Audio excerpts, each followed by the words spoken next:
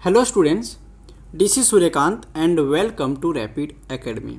Students, आज की class में हम लोग पढ़ेंगे नेतरहाट विद्यालय का जो 16-17 का जो क्वेश्चन पूछा गया था, है ना आपका, उसका हम लोग सामान्य ज्ञान एवं विज्ञान के क्वेश्चंस को देखेंगे और ये भी देखेंगे कि किस टाइप के क्वेश्चंस को पूछा जाता है और उसी से हम समझने का प्रयास करेंगे कि अभी जो आपका एग्जाम होने वाला है इसमें कैसे कैसे क्वेश्चन पूछे जा सकते हैं। क्योंकि जब तक आप क्वेश्चन बैंक को अच्छे से नहीं पढ़ेंगे, आपको लास्ट ईयर में जो क्वेश्चन पूछे गए थे उसको आप नहीं देखेंगे, तब तक आपको एक छोटा सा अंदाज़ा नहीं लग पाएगा कि आपका जो अगले साल जो इस बार जो एग्ज़ाम होने वाले हैं उसको एग्ज़ाम आप कैसे देंगे। ठीक है, इसीलिए हम लोग क्वेश्चन बैंक के क्वेश्चंस को देखते हैं ताकि हमें एक अंदाज़ा लग जाता है कि किस टाइप के क्वेश्चंस को पूछा जाता है। ठीक है, तो आज की हम लोग वीडियो में बात करेंगे सामान्य ज्ञान, जनरल नॉलेज और साइंस, जीके और जीएस पढ़ेंगे। ठीक है जी, चलो फटाफट देखते हैं यहाँ पे जीके के कैसे कैसे क्वेश्चंस हैं। जीके का आपका यहाँ पे आपका 5, 8, 9, 10, 11, 12, 13 क्वेश्चन है, 20 क्वेश्चन है। उसके बाद हम लोग नेक्स्ट वीडियो में, क्योंकि अगर ये वीडियो लंबा चला जाएगा, हाफ आवर से ज़्यादा होगा तो वीडियो को नेक्स्ट पार्ट्स में बना देंगे, फिर जीएस का नेक्स्ट वीडियो बन जाएगा। ठीक है, इसमें भी 20 क्वेश्चन के आसपास है। चलो 20 क्वेश्चन को पहले समझते हैं कैसे कैसे क्वेश्चन पूछे जाते हैं, और बीच बीच में चैप्टर के बीच बीच में जो भी टॉपिक मैं बोलूँगा कि ये टॉपिक आपके एग्जाम में आते हैं वो टॉपिक को आप अच्छे से तैयार करके जाइएगा, क्योंकि ऐसे टॉपिक से हमेशा क्वेश्चंस को रिपीट किया जाता है। आप 5 ईयर से क्वेश्चन को अगर अच्छे से देखेंगे तो आप देखेंगे कि बहुत सारे क्वेश्चन को जस्ट रिपीट किया गया है। तो रिपीट वाला क्वेश्चन को अगर आप अच्छे से देख के नहीं जाएंगे तो आपका बहुत पछताएंगे, सर मतलब क्वेश्चन रहते हुए जानते हुए भी हम नहीं कर पाए। यहाँ पे कह रहा है कि मौर्य वंश का अंतिम राजा कौन था। स्टूडेंट, मौर्य वंश का अंतिम राजा, मौर्य वंश की स्थापना किसने किया था पहले वो बताओ, फिर पता चलेगा मौर्य वंश है क्या। स्टूडेंट, मौर्य वंश की बात करें तो मौर्य वंश की जो स्थापना किया था उसने किया था चंद्रगुप्त मौर्य ने, है ना। आचार्य चाणक्य ने उनको शिक्षा दीक्षा दी थी और इसकी जो स्थापना हुई थी 323 से 298 ईसा पूर्व। ठीक है, ईसा पूर्व आप लोग समझ में आता है ईसा पूर्व क्या है, या फिर अभी हम लोग 2019, 2020, 2021 ईस्वी पढ़ते हैं ना, लेकिन पहले ईसा पूर्व होता था। तो ये 323 से लेके 298 के बीच में इसका स्थापना हुआ था। कभी कभी क्वेश्चन ये पूछ लेता है कि मौर्य वंश का स्थापना कब हुआ। सिर्फ मौर्य वंश नहीं, और भी हर्यक वंश, नंद वंश, खिलजी वंश, है ना, आपका भोग वंश, ऐसे ऐसे शुंग वंश, ये सारे क्वेश्चंस आपके पूछ लिए जाते हैं। तो इसका स्थापना किसने किया? चंद्रगुप्त मौर्य ने।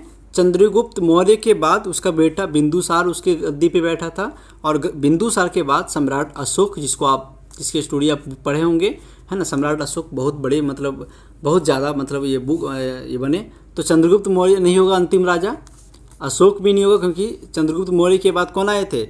बिंदुसार, बिंदुसार के बाद अशोक, अशोक के बाद फिर बहुत सारे मतलब यहाँ पे आए, और फिर लास्ट में जो बने थे वो क्या थे? बृहद्रथ। ठीक है, बृहद्रथ आपका ऑप्शन ये आपके लास्ट मौर्य वंश के अंतिम राजा थे। ठीक है, उसके बाद इसी के सेनापति ने इसको क्या किया था? इसको मार करके अपना राजगद्दी पे बैठ गया था। ठीक है, मौर्य वंश के अलावा स्टूडेंट अगर हम बात करें इसकी स्थापना, जैसे कि ये इसको भी समझ लीजिए आप, हर्यक वंश। हर्यक वंश की जो स्थापना किए थे वो नागदशक ने किया था। नंद वंश का धनानन, क्योंकि धनानन पहले नंद वंश था, उसके बाद मौर्य वंश आया। धनानन को मार के ही चंद्रगुप्त मौर्य ने मौर्य वंश की स्थापना किया था। खिलजी वंश, उसके बाद खिलजी वंश को किसने स्थापना किया? खुसरो खान। सुगवंश, देवभूति, इसी तरीके से बहुत सारे वंश से आप हिस्ट्री में आप गूगल में सर्च करके पढ़ लीजिएगा। ठीक है, किस देश में मुसलमानों की संख्या सर्वाधिक है? स्टूडेंट, अगर हम मुसलमानों की संख्या की बात करें ऑल ओवर इंडिया में, तो इंडोनेशिया में सबसे ज़्यादा मुसलमान है। कितना है? 21,99,60,000 इतना आबादी है लगभग इंडोनेशिया में। ठीक है, उसके बाद आता है पाकिस्तान। अगर हम पूरा देश की बात करें, इसका ऑप्शन ये होगा, पूरा इंडिया मतलब पूरा दुनिया की बात करें तो इंडोनेशिया में 12.7% मुसलमान रहते हैं। और अगर हम पाकिस्तान की बात करें तो यहाँ पे 11% के आसपास यहाँ पे मुसलमान रहते हैं, मतलब ये दूसरे नंबर पे आएगा। तीसरे नंबर पे आता है भारत। भारत में यहाँ पे 10.9% लगभग भारत और पाकिस्तान में लगभग अगर देखा जाए तो जनसंख्या एक ही है, थोड़ा सा भारत में कम है। ठीक है, और ये आपका इसी तरह से आप देखा जाए तो इंडोनेशिया मतलब पूरा दुनिया में सबसे ज़्यादा वहाँ पे मुसलमानों की संख्या है। ठीक है जी। किस वर्ष सिकंदर का भारत आक्रमण हुआ, है ना। भारत पे आक्रमण कब हुआ था, जब यहाँ पे राजगद्दी पे कौन था, धनानंद, ये आपका नंद वंश के शासक धनानंद, जिसको चंद्रगुप्त ने मारा था। तो इससे लड़ाई किसने किया था पता नहीं इसको, सिकंदर से। पौरस था, राजा पौरस, उसने मतलब वहाँ से वो लड़े हुए थे और फिर चंद्रगुप्त मौर्य ने भी इसके साथ लड़ाई की थी। तो इसकी जो ये आक्रमण किया था भारत में वो 326 ईसा पूर्व में, मतलब BC में। ठीक है स्टूडेंट, 326 ईसा पूर्व में। उस समय सिकंदर महान मात्र 20 वर्ष के थे जब ये अपनी राजगद्दी पे बैठे थे। ठीक है, और राजगद्दी में बैठने के बाद ये मेकदुनियाई शासक थे और ये अरस्तु के शिष्य थे। ठीक है, और ये चाहते थे पूरा दुनिया पे भी फतह करने के लिए, पूरा दुनिया को ये पूरा अपना मतलब फतह करना चाहता था, पूरा दुनिया को जीतना चाहता था, लेकिन वो भारत में आकर के सिकंदर महान हार गए थे। ठीक है, चलो सोना उत्पादन में कौन से देश आगे हैं स्टूडेंट, फटाफट बताइए। सोना उत्पादन में, सोना उत्पादन की बात करें तो सबसे पहले नंबर पे चीन आता है, फिर कनाडा आता है, रूस, है ना, इस तरीके से आपका। तो यहाँ पे आपका कनाडा ऑप्शन है, तो आप ऑप्शन बी होना चाहिए। ठीक है, निम्नलिखित में से कौन सा नागालैंड की राजधानी है। अब देखो यहाँ से एक क्वेश्चन आपका हो सकता है कि आपके जितने भी राज्य और राजधानी हैं, है ना, उसके सारी की राज्य और राज्य का मतलब राजधानी की नाम आपको आना चाहिए। यहाँ तो ऑप्शन नागालैंड की पूछी है, हो सकता है कि झारखंड की पूछ ले, बिहार की पूछ ले, है ना, और भी दूसरा ये उत्तर प्रदेश की पूछ ले, कुछ भी पूछा जा सकता है। तो आप इसकी राजधानी को याद रखिएगा। हाँ, इसकी राजधानी और इसके मुख्यमंत्री, इसके राज्यपाल का नाम भी आपको लर्न रखना है, क्योंकि क्वेश्चन पूछा जाता है। चलो देखते हैं यहाँ पे आपका नागालैंड की क्या होती है, कोहिमा, ऑप्शन बी। कितने लोग को पता था, आप लास्ट में जरूर बताइएगा कितने आपके आंसर सही हुए हैं, कितने आउट ऑफ कितने, 20 आउट ऑफ 20 में से अब कितने क्वेश्चंस का आंसर पहले से आता था। निम्नलिखित में से कौन सी प्रमुख नृत्य शैली केरल राज्य की है। केरल राज्य की बात करें तो यहाँ पे कथकली होगा, ऑप्शन ये होगा, केरल में कथकली नृत्य शैली होती है। निम्नलिखित में से कौन सा सूर्य का निकटतम ग्रह है। अब देखो मैंने लास्ट वीडियो में जब डिस्कस किया था वहाँ भी बताया था कि ऐसे क्वेश्चंस को पूछा जाता है, और उसमें भी सेम क्वेश्चन वही था कि सूर्य का निकटतम ग्रह कौन था। तो सूर्य का निकटतम ग्रह कौन सा है, बुध है ना, ऑप्शन डी होगा। पृथ्वी तीसरे नंबर पे आता है। ठीक है, तो पूछा सकता है कि सूर्य से पृथ्वी कितने नंबर पे आते हैं, कौन सा ग्रह है कितने नंबर पे। तो इसको यहाँ पे ध्यान रखिएगा, सूरज के बाद सबसे पहला नंबर पे आता है बुध, बुध के बाद शुक्र, शुक्र के बाद पृथ्वी, फिर मंगल, फिर बृहस्पति, फिर शनि, वरुण और अरुण, फिर वरुण। ठीक है, तो ये चीज़ आप ध्यान रखिएगा कि सूर्य से कितने कितने नंबर पे कौन से ग्रह होते हैं। ज़्यादा ग्रह का नाम तो याद रखने नहीं है, 8-9 है ना, 8 है ना, ग्रह कितने 8 है ना, वो चीज़ करना है। अब देखो यहाँ पे मैंने अभी भी बोला कि राज्य की मतलब मुख्यमंत्री का नाम पूछता है। पिछले वाले क्वेश्चन में झारखंड की मुख्यमंत्री पूछा था, यहाँ पे तमिलनाडु की पूछ लिया। तो पूरे राज्य की मुख्यमंत्री आपको लर्न रखने हैं। जैसे यहाँ पे मुख्यमंत्री पूछ लिया किसका, तमिलनाडु का। तमिलनाडु की मुख्यमंत्री कौन है, श्री M.K. स्टालिन, है ना, और श्री M.K. स्टालिन यहाँ पे ऑप्शन नहीं है, क्योंकि अब ये पुराना क्वेश्चन है ना, एक पूरा 16-17 का क्वेश्चन है, फिर चेंज हुआ। तो आपको अपडेट रहना है वहाँ पे कि श्री M.K. स्टालिन यहाँ पे कौन है। ठीक है, मुख्यमंत्री कौन, मुख्यमंत्री का नाम। ठीक है, तो आपका इसी तरह से राजस्थान की अगर बात करें तो श्री अशोक गहलोत हैं। सिक्किम की श्री बताओ कौन गोले हैं, एस गोले। फिर तेलंगाना के हैं श्री के चंद्रशेखर राव। बिहार के नीतीश कुमार। दिल्ली की श्री अरविंद केजरीवाल। तो इसी तरीके से आपको सारे राज्य के मुख्यमंत्री आपको लर्न रखना है।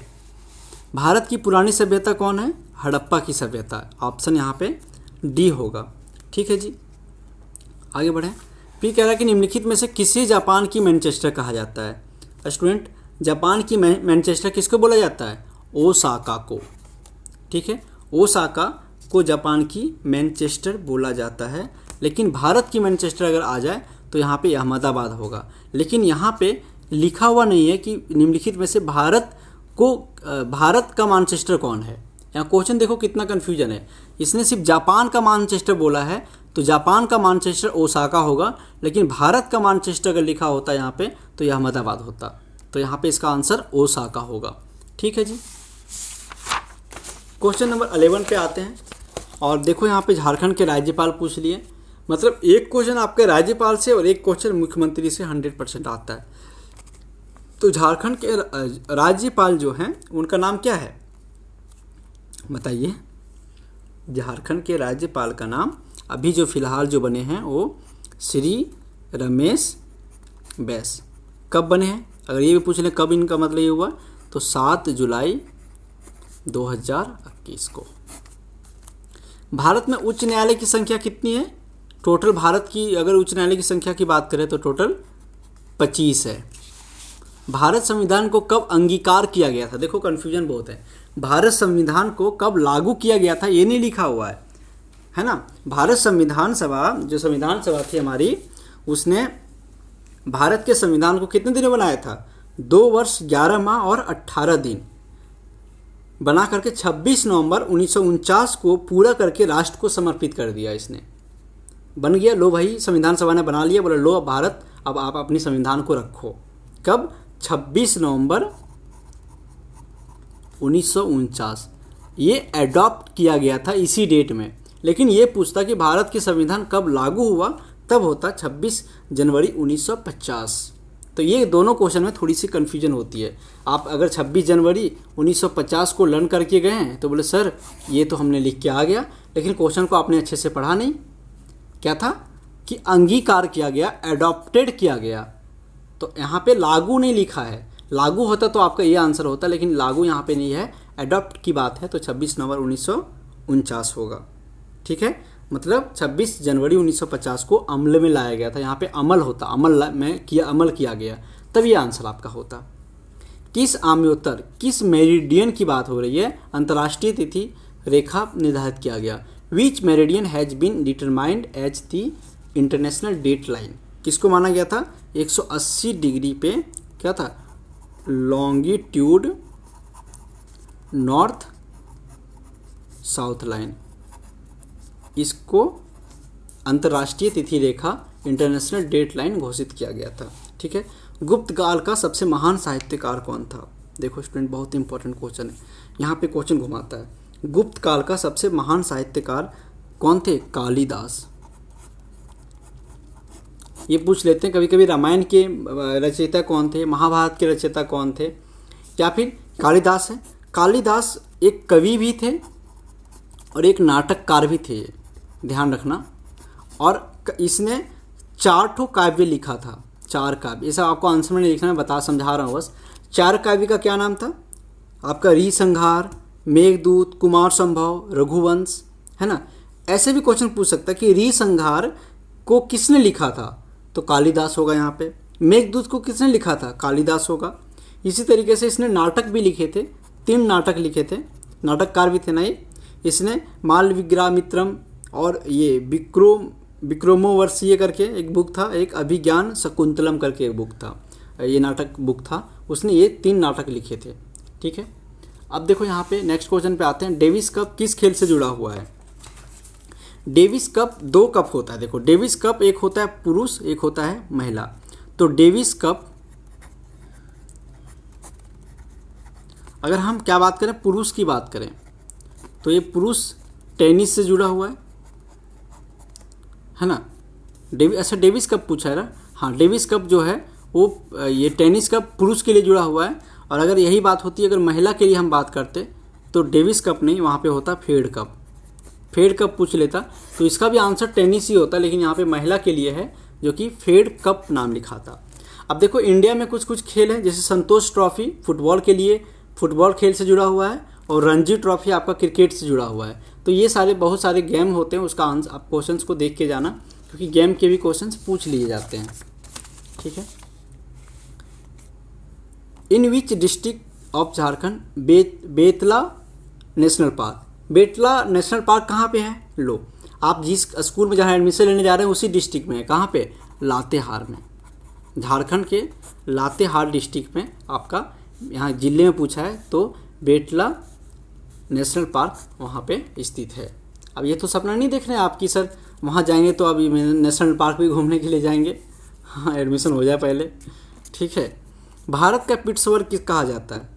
भारत का पीट्सबर्ग किसको बोला जाता है? जमशेदपुर को, जमशेदपुर को। अब यहाँ पे देखो, ये क्वेश्चन भारत का पीट्सबर्ग पूछा, लेकिन भारत का जो भौगोलिक उपनाम है वो बहुत सारा भौगोलिक उपनाम है। जैसे हम बात करें कि भारत का मैनचेस्टर किसको बोला जाता है, तब आपका आंसर क्या होगा? यह अहमदाबाद। कॉपी में लिखते जाओ। और मसालों का बगीचा केरल को, गुलाबी नगर जयपुर को, ईश्वर का निवास स्थान किसको बोलेंगे? प्रयाग को, 5 नदियों का भूमि पंजाब को, 7 टापुओं का नगर मुंबई को, बुनकरों का शहर पानीपत को, है ना, अंतरिक्ष का शहर बेंगलुरु को, नवाबों का शहर लखनऊ को, इस्पात नगरी जमशेदपुर। दोबारा, इसको भारत का पीट्सबर्ग भी बोलते हैं और इसको इस्पात नगरी भी बोलते हैं, ध्यान रखना। और पर्वतों की रानी मसूरी को। इस तरीके से बहुत सारा भौगोलिक उपनाम है। आप उसको आप नेट में गूगल करके आप देख लीजिएगा, पढ़ के जाइएगा, क्योंकि ऐसे ऐसे क्वेश्चंस आपके एग्जाम में रिपीट किए जाते हैं। ठीक है जी। अब भारत की संविधान में कितने मौलिक अधिकार है? देखो, यहाँ पे भारत के संविधान में पहले 7 मौलिक अधिकार था, जिसमें से 44वें जो संशोधन हुई थी उसमें से एक अधिकार को हटा दिया गया था, जो था संपत्ति का अधिकार। अब हमारे पास सिर्फ 6 मौलिक अधिकार है, ओनली 6। ठीक है, कौन कौन है? समता का अधिकार, स्वतंत्रता का अधिकार, शोषण का अधिकार, धर्म की स्वतंत्रता का अधिकार, संस्कृति और शिक्षा का अधिकार और संवैधानिक उपचारों का अधिकार। ठीक है जी। हर्षचरित्र लेखक कौन है? हर्षचरित्र के लेखक कौन है? हर्षचरित्र संस्कृत में लिखा गया था और इसके लेखक कौन है? बाण भट्ट। ठीक है, ये बाण भट्ट क्या करते थे? इसने सम्राट हर्षवर्धन का पूरे जीवन चरित्र को वर्णन किया था। ठीक है, हर्षचरित्र ने, ये बाण भट्ट ने लिखा था हर्षचरित्र को, और इसने सम्राट हर्षवर्धन का नाम हर्षचरित्र में, हर्षचरित्र नाम से पता चल रहा है ना, हर्षवर्धन का इसमें, इस बुक में इसका जीवन चरित्र लिखा गया है। ठीक है, ये भी पूछ सकता है कि हर्षवर्धन किस बुक से, मतलब हर्षवर्धन की जीवनी किस बुक में है? तो हर्षचरित्र। हर्षचरित्र को किसने लिखा? बाण भट्ट। तो ऐसे ऐसे क्वेश्चन को रिपीट किए जाते हैं और 20 क्वेश्चन हो गया। अब हम लोग नेक्स्ट वीडियो में हम लोग बात करेंगे स्टूडेंट्स, जहाँ पे खंड 2 का मतलब यहाँ पे जनरल साइंस की बात करेंगे, और हम लोग यहाँ पे लगभग आपके 20 क्वेश्चन हैं, तो 20 क्वेश्चन की हम लोग इस पर बात करेंगे। ठीक है, उसके बाद फिर से आपका इसका 2-3 खंड में है यहाँ पे भी आपके, तो ये हम लोग नेक्स्ट वीडियो में बात करेंगे। ठीक है, आज के लिए इतना ही। और कैसा लगा आपको, समझ में आया कितनी चीज़ें? और जो जो मैंने टॉपिक आपको बोला है ज़रूर करके जाइएगा, वरना आपके एग्ज़ाम में ऐसे क्वेश्चन छूट जाएंगे। ठीक है, बाकी अगर किसी टॉपिक से लेकर के अगर आपको वीडियो चाहिए तो आप कमेंट करके ज़रूर बताइएगा। जो आपको टफ़ लगता है उस पर मैं आपको एक वीडियो बना के दूंगा। ठीक है, बाकी इस चैनल से आपको कितना हेल्प मिल रहा है आप कमेंट करके ज़रूर बताएंगे। चलो आज के लिए इतना स्टूडेंट, बाय बाय, एंड कल मिलते हैं सुबह 9 बजे। ओके।